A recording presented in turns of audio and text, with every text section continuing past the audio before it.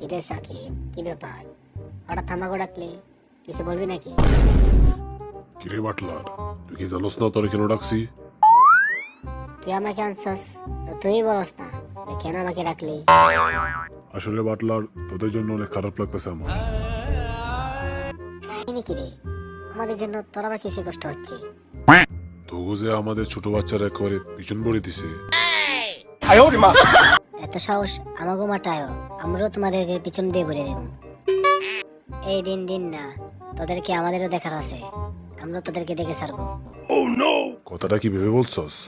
আমরা যদি তবু মাঠে না যাই তাহলে প্রতিশোধটা কিভাবে তুলবি? দেখ সাকিব, তুই কিন্তু আমাকে রাগাইস না, পরে কিন্তু পরিণতি খুব খারাপ হবে।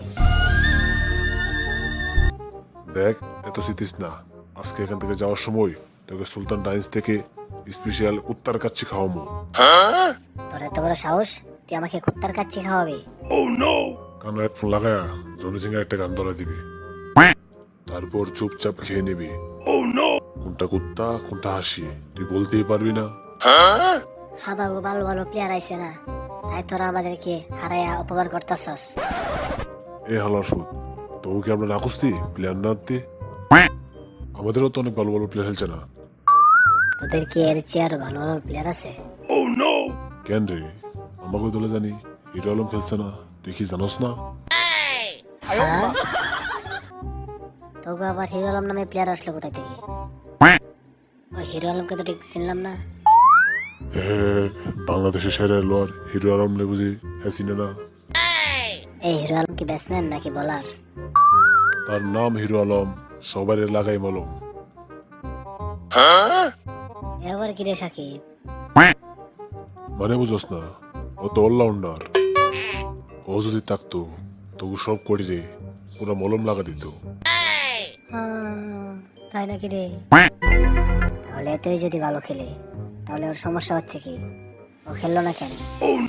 হে বাটলার, তোর যে কি করে বুঝাই, এ তো খেলা পারে না, তাহলে ওর খেলায় কি করে লুম? ওর কাজ তো শুধু মলম লাগানি।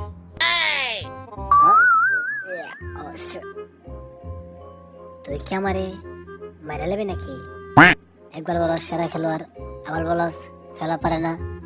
এ আবার কোন ধরনের প্লেয়ার যে শুধু মলম লাগাই?